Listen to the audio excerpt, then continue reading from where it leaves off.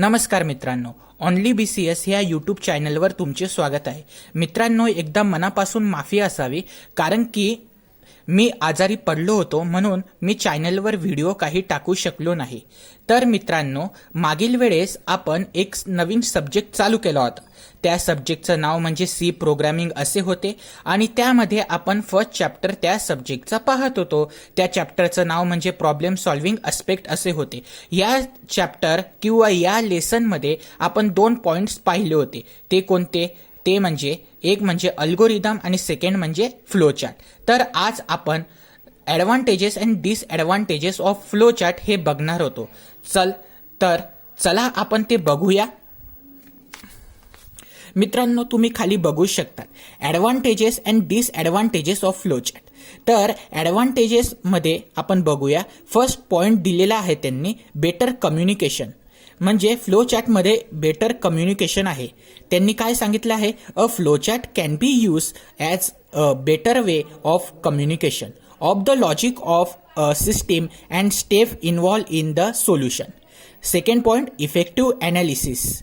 यामध्ये a flow chart of a problem can be used for effective analysis of the problem, documentation of program and system.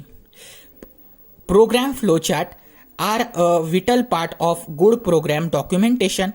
Program document is used for various purpose like knowing the component in the program, complexity of the program it is.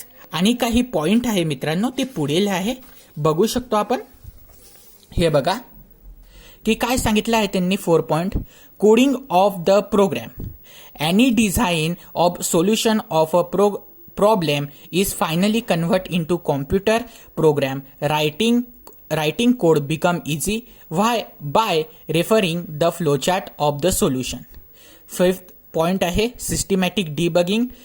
A flowchart is a very helpful in detecting, locating and removing mistake in a program in a systematic manner because programmer find it easiest to flow the logic of the program in flowchart from. Efficiency program maintenance. Once program is developed and become operational, it need time to time maintenance. With the help of flowchart, maintenance become easier. Simplify the logic. As a flowchart provide the factorial representation of the step, therefore it simplify the logic and subsequent step. मित्रांनो, आता disadvantages बघूया आपण. त्यांनी काय सांगितलं आहे? Disadvantages of flowchart.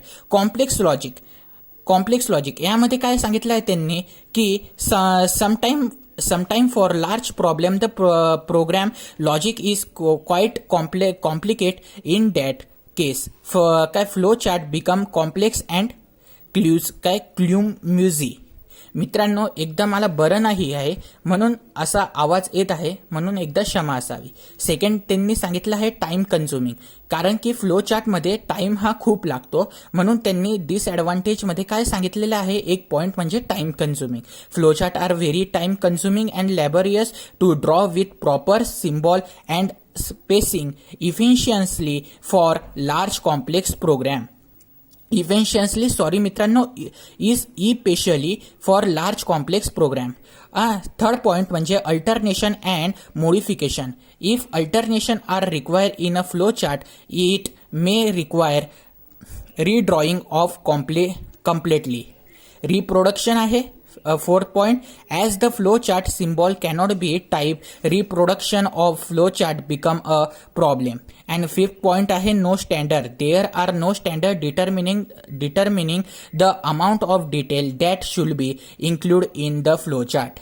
मित्रांनो, असे काही ॲडव्हान्टेजेस अँड डिसॲडव्हान्टेजेस आहे फ्लो चार्टचे. आता मित्रांनो, डिफरन्स हा प्रश्न तुम्हाला येणार म्हणजे येणार की काय सांगितलं आहे त्यांनी? Difference between algorithm and flow chart. तर मित्रांनो, अल्गोरिदम आणि फ्लो चार्टमधले डिफरन्स काय आहे ते आज आत्ता आपण बघूया. मित्रांनो, first point, algorithm is method of representing the step by step logical procedure for solving a problem. आणि फ्लो चार्टमध्ये काय सांगितलं आहे, flow chart is a diagrammatically factorial representation of algorithm.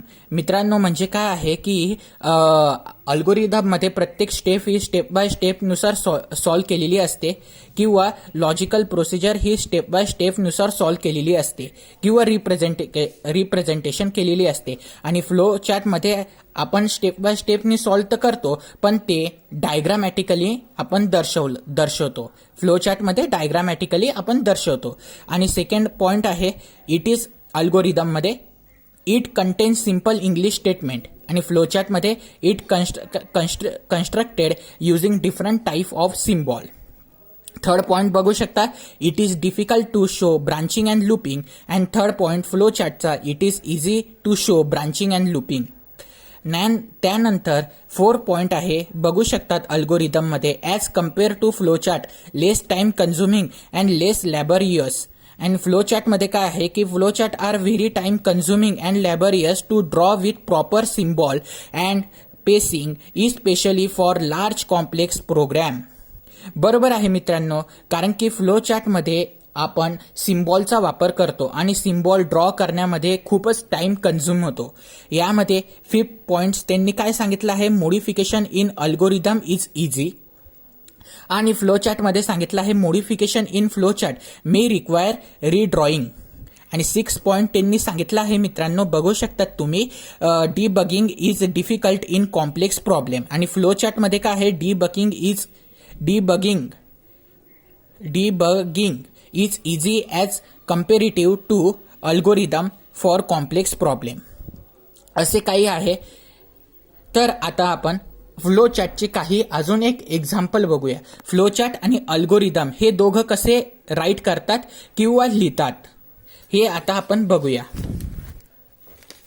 तर मित्रांनो तुम्ही बघू शकतात एक्झाम्पल 2 दिलेला आहे. Algorithm and flow chart to find simple interest. Simple इंटरेस्टसाठी आपल्याला फाइंड करायचं आहे. तर त्यांनी काय सांगितलं आहे, पी दिलेला आहे प्रिन्सिपल अमाऊंट, एन दिलेला आहे टाइम इन एअर, आर दिलेला आहे percentage annual rate of interest आणि SI दिलेला आहे सिम्पल इंटरेस्ट. यामध्ये मित्रांनो अल्गोरिदम तर फर्स्ट स्टेप आपली नेहमी येणार स्टार्ट, सेकंड स्टेप येणार रीडची म्हणून इनपुट व्हॅल्यू ऑफ PNR, कारण की त्यांनी PNR हे आपल्याला लागणार आहे म्हणून. आणि स्टेप 3 दिलेली आहे SI म्हणजे सिम्पल इंटरेस्टचा फॉर्म्युला ब्रॅकेटमध्ये P into N into R divide by 100 point 0 म्हणू शकतो किंवा 0 म्हणू शकतो. अँड स्टेप 4 दिलेली आहे display SI and last step म्हणजे स्टॉप. आणि फ्लो चार्ट बघू शकतात मित्रांनो तुम्ही ओव्हल शेप म्हणजे स्टार्ट आणि एंड साठी वापरलेला आहे म्हणून फर्स्ट ओव्हल शेपमध्ये स्टार्ट, नंतर पॅरेललोग्राम हा सिम्बॉल आपण म्हणू शकतो, त्यामध्ये आपण रीड करण्यासाठी व्हॅल्यू आणि त्या सिम्बॉलमध्ये लिहिलेली आहे बघू शकतात मित्रांनो इनपुट व्हॅल्यू ऑफ PNR. आणि रेक्टँगल शेप म्हणजे कॅल्क्युलेशन शो करतो तो म्हणून SI is equal to P into N into R divide by 100. आणि खाली दिलेला आहे पुन्हा पॅरेललोग्राम हा सिम्बॉल, कारण की आपल्याला ती आलेला आन्सर डिस्प्ले करण्यासाठी आपल्याला हा सिम्बॉलचा यूज होतो म्हणून प्रिंट SI आणि लास्ट ओव्हल शेपमध्ये स्टॉप. आता थर्ड एक्झाम्पल घेऊ म्हणजेच सेकंड एक्झाम्पल ते आपल्यासाठी. तर एक्झाम्पल 3 तुम्ही बघू शकतात अल्गोरिदम आणि flowchart to find compound interest. आपल्याला काय सांगितलं आहे की कंपाऊंड इंटरेस्ट फाइंड करा. तर P दिलेला आहे प्रिन्सिपल अमाऊंट, N दिलेला आहे टाइम इन एअर, आर दिलेला आहे percentage annual rate of interest आणि CI दिलेला आहे कंपाऊंड इंटरेस्ट. तर अल्गोरिदम त्याचा कसा येणार हे बघूया.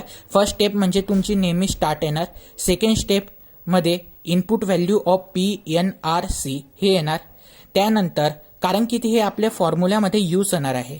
आणि थर्ड स्टेपमध्ये कॅल्क्युलेशन, यामध्ये तुमचा कंपाऊंड इंटरेस्टचा formula CI is equal to P ब्रॅकेटमध्ये 1 plus R divide by 100 bracket complete किंवा bracket close raise to N minus P. Step 4 display करण्यासाठी answer display CI and step 5 stop. तर याचा फ्लो चार्ट बघूया मित्रांनो.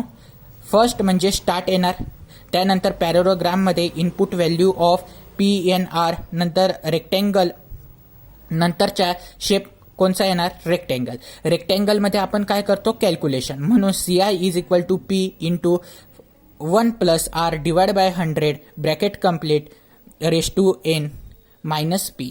आणि हे आन्सर डिस्प्ले करण्यासाठी रेस टू N आहे मित्रांनो.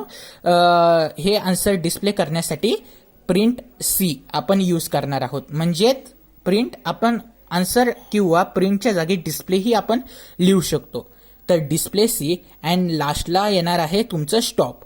यामध्ये अजून एक एक्झाम्पल बघा, एक्झाम्पल 4, पण ते आपल्यासाठी तिसरे एक्झाम्पल आहे. तर algorithm and flowchart to swap two number without using temporary variable. Swap म्हणजे देवाणघेवाण. 2 नंबरमध्ये तुम्हाला देवाणघेवाण करायची आहे. तर यासाठी फर्स्ट स्टेप म्हणजे तुमची स्टार्ट अल्गोरिदम. त्याचं पाहिलं तर फर्स्ट स्टेप म्हणजे स्टार्ट. सेकंड स्टेप म्हणजे इनपुट 2 नंबरचे AB. त्यांनी 2 नंबर घेतले, त्यांना नाव दिले आहे AB. नंतर step 3 display before swap value AB. नंतर स्टेप 4 घेतलेली आहे A is equal to A plus B. Step 5 दिलेली आहे B is equal to A minus B. Step 6 दिलेली आहे A is equal to A minus B. हे एका स्टेपमध्येही घेऊ शकलो असतो, पण यांनी स्टेप वाढवलेले आहे, काय हरकत नाही.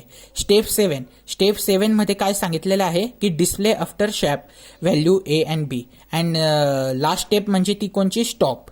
तर याचा फ्लोचार्ट आपण बघू. ओव्हल शेप म्हणजे स्टार्ट. नंतर पॅरेलोग्राममध्ये इनपुट AB. यामध्ये असंही लिहू शकलो असतो write value of AB before swap, पण यांनी एक स्टेप वाढवली आहे, काही हरकत नाही. तर नेक्स्ट स्टेप म्हणजे write value of A and B before swap.